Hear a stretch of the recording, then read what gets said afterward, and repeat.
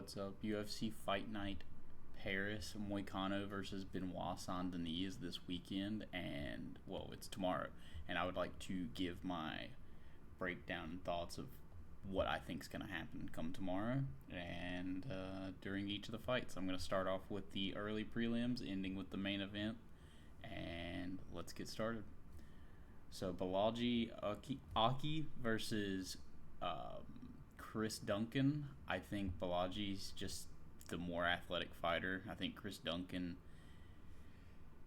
is a good competitor, and I think that he's like his loss to Manuel Torres is starting to age bad now, but that might just be because Manuel Torres is a great finisher. These other guys, though, he did a good job against them. I'm not sure that he's at the lightweight level of competition and athleticism that he needs to be. Whereas Balaji Aki, he's athletic, he's a good finisher. I mean, you see the split decision to Kawamba. That's like telling and scary, but maybe it was just one of him making his debut in the UFC kind of things. But you see through all the other fights, he's typically a good finisher. I would highly recommend picking him. I think he's gonna finish this fight probably by I'm not gonna say that he's gonna chin him easily, but I could see him TKOing him, like just overwhelming him with too many shots. Like one concussive blow just sends him down, and then he just gets overwhelmed on the ground. So I'll be picking Balaji Aki by round 2 TKO. We'll move on to the next fight, and here's what we do with this.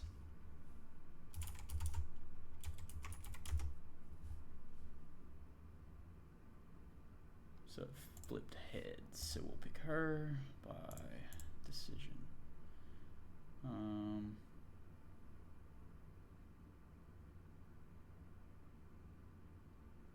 Yeah, that feels like how that works. All right, now we'll move on to Daniel Perez versus Victor Altamirano. I'm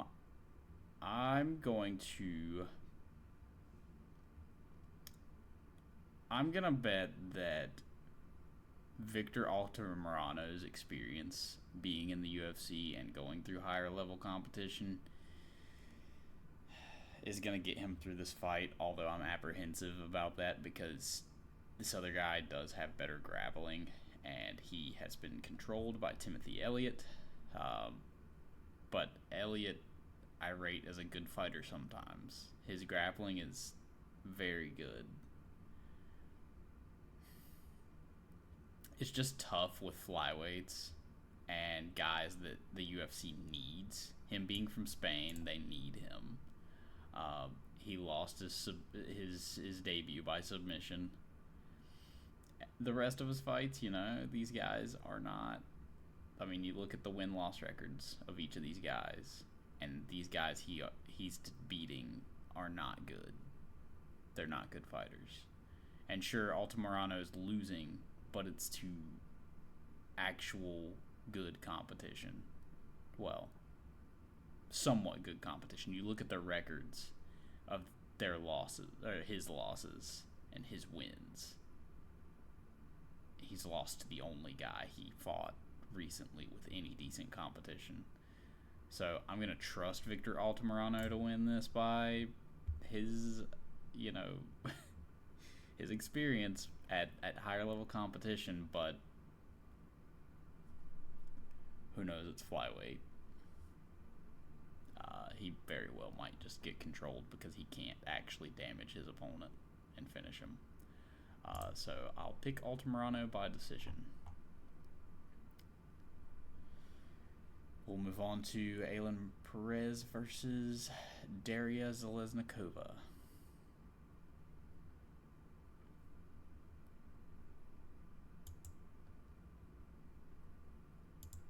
This is heads. This is tails.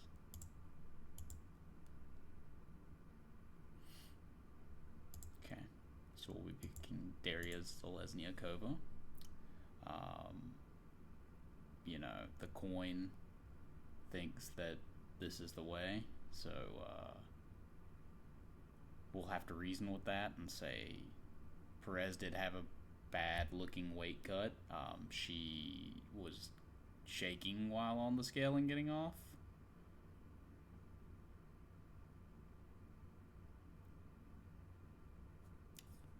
Maybe Zalesniakova will unanimous decision her. There you go. Taylor Lapulus versus Vince Morales. I've got Lapulus winning this, just being the better fighter. He typically is very good on the feet. He just very good technical fighter. And Vince Morales, I don't know who this dude is. No clue. I have no clue who this guy is.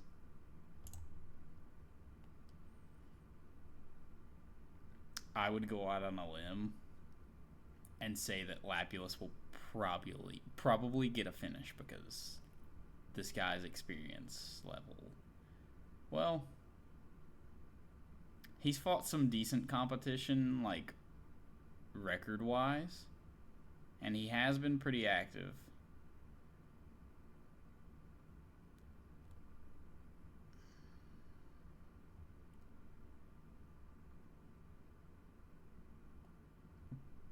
But he hasn't fought at this level. Lapulus is an actual technical good fighter. I would go out and say that Lapulus will probably end up decisioning him just based on how often he goes to decision. But if you wanted to sprinkle in that he might get a TKO, you could do that as well. But I think he'll end up winning a decision.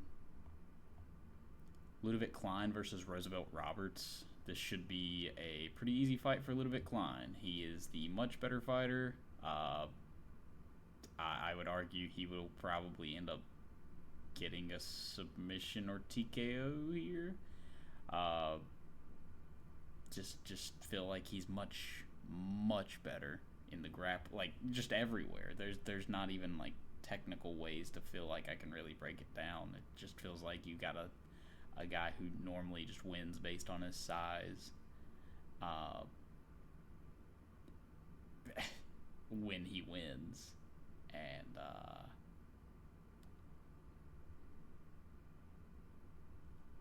yeah. And then you've got Ludovic Klein, who actually beats good fighters. I have a feeling Ludovic Klein's going to end up we'll say he gets it done by TKO. He's gonna beat him up on the ground and just finish him. He's gonna make him quit in the second round. Omar Sy versus Da Woon Jung. I mean, we've got a guy on a 3-loss streak and a guy on a 10-fight win streak. You have to pick Da Woon Jung. I'm just kidding. We're going to pick Sy. It is worrisome that he is on this 3-fight losing streak, and that does sometimes have to come to an end. I mean, not always. Look at Tony Ferguson. But if this were a women's fight especially, you stay away from this completely. Omar Sy, he looks like he's going to end up being a pretty solid fighter. I have a feeling just we have a rear naked choke loss to Olberg.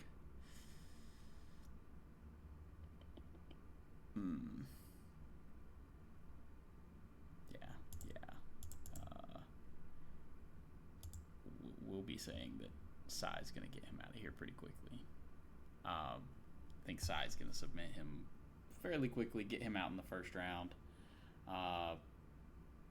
Probably literally just take him down. Same thing, rear naked choke. Same as Olberg did. Get his bag, get the rear naked choke, get him out. Ion Kutelaba versus Ivan Erslan. This should be a fun fight if Ion doesn't come to just wrestle. It would be guaranteed fireworks at that point because you've got a guy who just KOs people, and then Kutelaba, who normally brings fun fights outside of when he just wrestles. Genuinely don't know much about this Ivan Erslan guy. He's coming from a different American top team.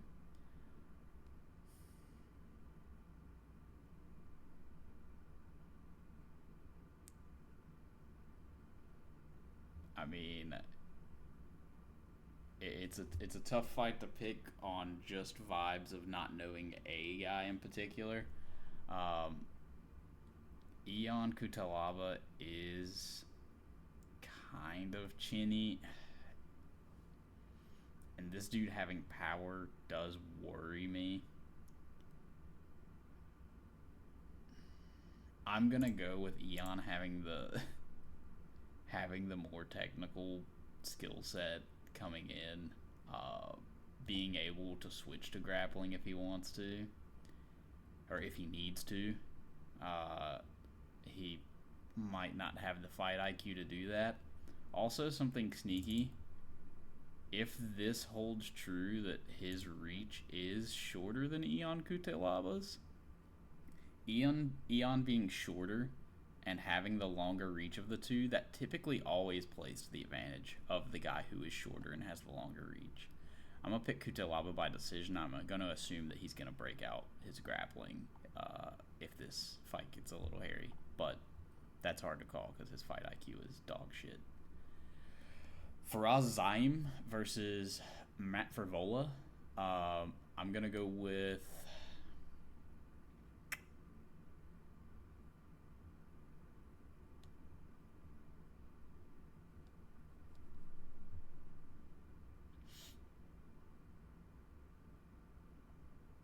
I'm going to go...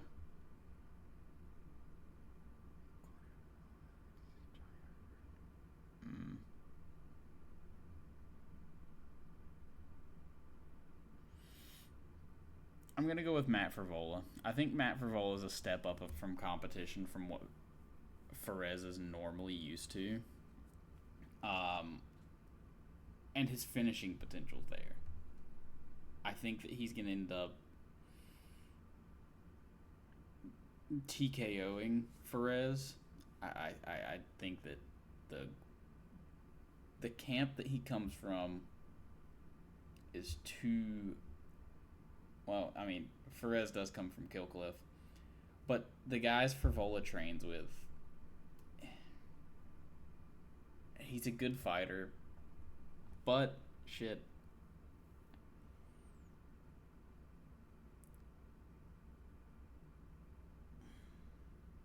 Being in Killcliff is a great camp to come out of. I just haven't seen a ton of Zaim or Faraz Zaim's footage. I'm gonna go with Frivola just based on knowing the kind of fighter Frivola is. He's gonna come forward. He's gonna try to land big shots, and I assume he's gonna get this guy out of here with his power and his finishing ability. I mean, this is a guy who finished Drew Dober with strikes. I like when you could do something like that. That seems like a very good win to have, and there's just not a win at that level on Zaim's career yet. And you look at the Terrence McKinney loss, and that kind of is glaring. But you look at the Terrence McKinney loss, and it's glaring. And they're both about the same time. So they've both improved since this time. But I'm going to pick Matt Frivola. It's probably a mistake. Since he is the younger fighter, he will have probably gotten better since this same loss at the same time. Or around the same time. But go with Frivola just based on vibes. He's KOing him. Morgan Charrier versus Gabriel Miranda. I'm going to go with Morgan Charrier. I think that he is just going to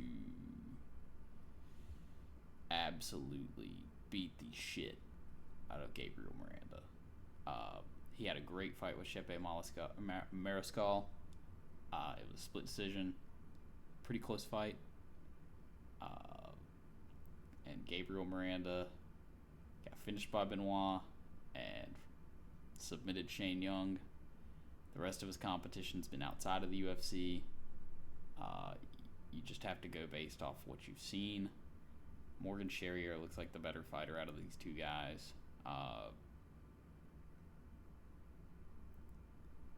He does have a small reach to be at 145. He has a small reach to be at 145. But he has good finishing power. I like him to finish Gabriel Miranda. I like him to knock him out, probably. And I would think he's going to get that done pretty quickly. Being out in front of the Paris crowd, he's going to want to get it started. We're going to move to Josette versus Brian Battle.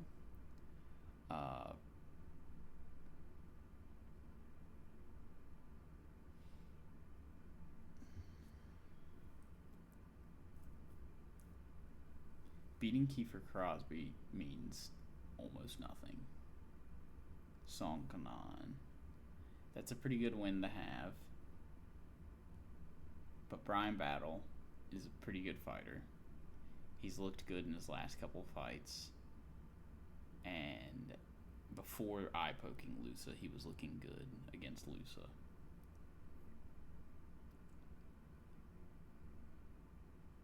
Or against the eye, or before the eye poke, he was looking good. I think that Brian Battle will end up winning a decision. I know that might be scary to say because they are in France. But I think Brian Battle will do more damage and land the better strikes and land a little more often than Josette. I don't think he's gonna finish him just randomly. Yeah, same thing holds true here with the height and reach thing that we talked about earlier. Battle's shorter and has a longer reach, and I think that always plays advantage to the shorter guy. It's just so awkward for a taller guy to deal with that kind of thing. Weirdly. Moving on to Joe Anderson Brito and William Gomez. I'll be picking Joe Anderson Brito to knock out William Gomez in the first round. I think this is a mismatch in terms of their skill levels, and Joe Anderson Brito should not be fighting William Gomez. Like, this is the same guy who has recently beaten Diego Lopez. It wasn't in the UFC, but it was on Contender Series. Like, sure, this was like 3 years ago, but it was not that long ago.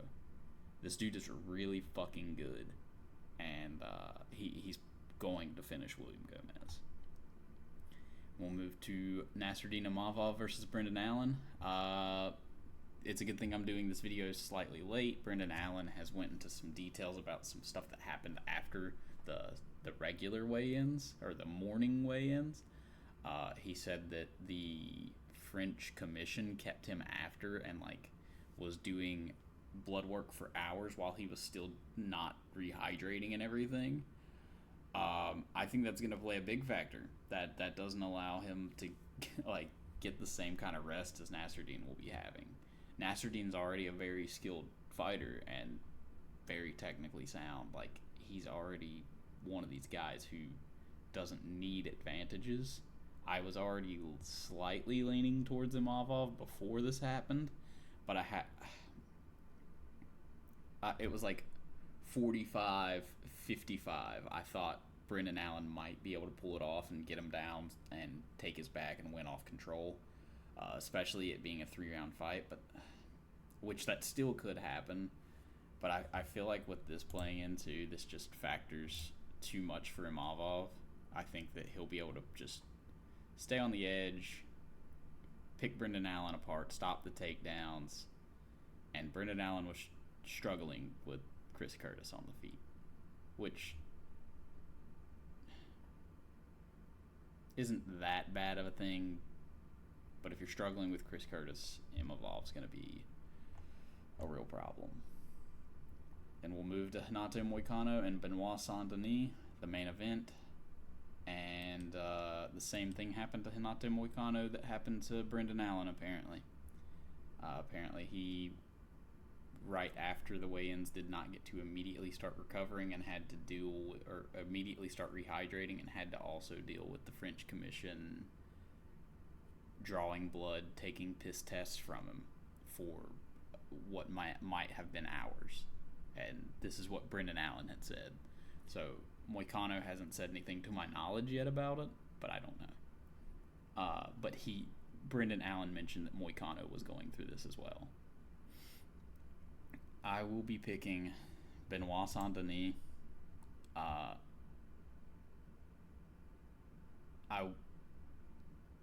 I feel, had Moicano not looked the way he did at the ceremonials, he looked so tired. He looked so, not like sucked in the face, but he looked drained. Like his energy was drained. He just looked physically tired.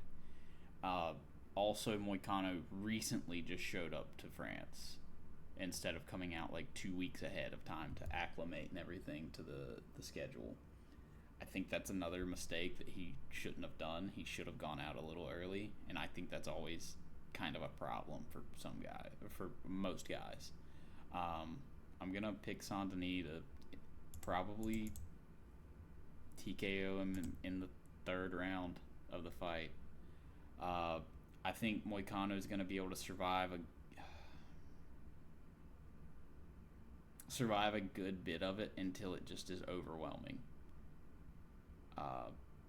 Moicano has a good jab, but Benoit being a southpaw and Moicano being orthodox, unless Moicano has the same kind of jab from southpaw, which he will switch, but I just haven't seen that his jab is as good at southpaw, but you can't use it as well. Before this, I was wanting to pick Moicano by a decision, but now with all this commission shit coming in, I feel like it just kind of factors Saint Denis getting either an early stoppage as well, which is a possibility, or Moicano's just so drained that at a certain point he's going to be exhausted during this fight. And Benoit Saint Denis, although he was tired and exhausted in his last fight, he was going at a ridiculous breakneck pace with staph infection against a better fighter than Renato Moicano, and was doing well in that, but he wasn't dominating like people say he was. He was doing well, but Dustin was very defensive and not getting landed on as cleanly as he would tag Benoit. That's why I originally thought Moicano was going to win a decision. I thought Moicano would stay on the edge and be able to keep Benoit off of him for the most part, which still may happen. But I just think all these other factors add too much towards a victory for Benoit. Yeah, I've got Benoit winning by round 3 TKO. Plus, I think the loss to Dustin's going to really light a fire under his ass. Moicano's 35. And that's typically when it starts to slow down. He got dropped viciously against Jalen Turner. Jalen Turner just didn't end up finishing him. That was it. He walked away instead of going to finish him. Although Moicano did recover really fast from that. I'm just not sure if he's gonna be able to keep Benoit off of him. I don't know. I think he's gonna be too drained for this fight. I think it's just not enough right now. Sadly, I think this is the end of our boy. But tell me what you guys think down in the comments below. Don't forget to subscribe and like. See you later.